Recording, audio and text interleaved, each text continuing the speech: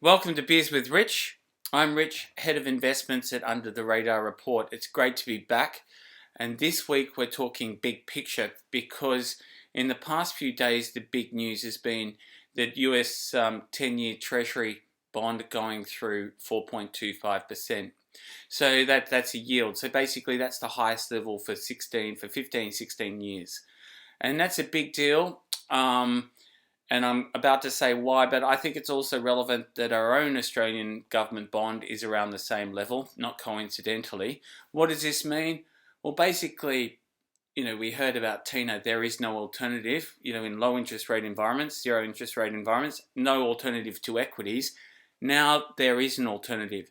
So basically, bonds are providing the big end of town institutions with a valid alternative to equities. So there's going to be more competition in big caps. So in small caps, this isn't the case so much because money would never go from small caps to bonds or vice versa because they're too far apart on the risk spectrum. So I do admit, when the trillions were going into risk assets, up the risk curve, when there were zero interest rates, there was money that moved into cryptocurrency and blue sky investments. This process is being unwound and that's occurring at the moment. But getting back to small caps, what you have right now are bombed out situations. So in 2022, a lot of money was taken out of small caps by those big institutions, but basically the companies themselves haven't changed. So they're still well-run companies or badly run companies. We cover ones that we look at. We like companies that are well-run with profits, with cash flow, with strong balance sheets. The difference now is that these companies are much better value. So that's why we're seeing a lot of big returns. We're seeing 25, 50% quickly because investors are just noticing these companies now that their attention's turning back to the fundamentals. And this is where you're getting the best bang for your buck. This week's report is a good case. So basically, we're covering stocks like Nick Scali, Aviation, Acrow Formwork, Reckon. These stocks we've covered for a long time and have shown an ability to grow. The difference is they're much better value. So basically, what we're seeing at the moment are companies that have been ignored getting onto investors' radars.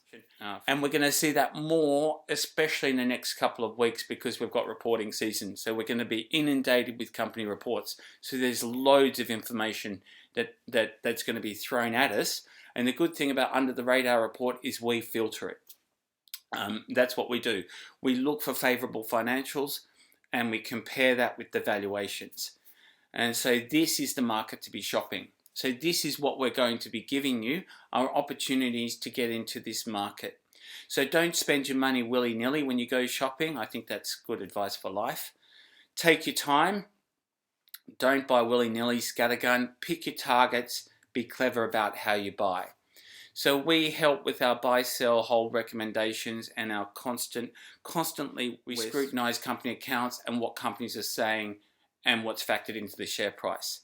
So we also look at the stock's liquidity, like how much is available, and we ensure, we're looking very closely at the balance sheet, which is, ultimately the boiler room for any company.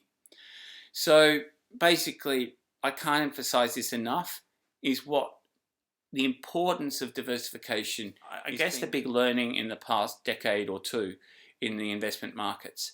And basically, we recommend building a portfolio of anywhere between 7 and 20 stocks. So what we're looking at is allowing you to sleep at night so you don't have too few eggs in one basket.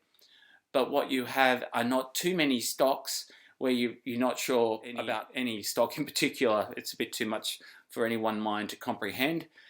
And also how each of these stocks in your portfolio contribute to your investment goal. So with that, I'll just cracked a beer, which I've cracked earlier, well, as you could probably tell, Scottish beer that can only be won by a brewer in Victoria. Strong. It's actually not bad. There's a lot to get through, so I'll leave you to it. But good to be back on Beers with Rich and looking forward to talking to you soon with the big reporting coming up. Cheers.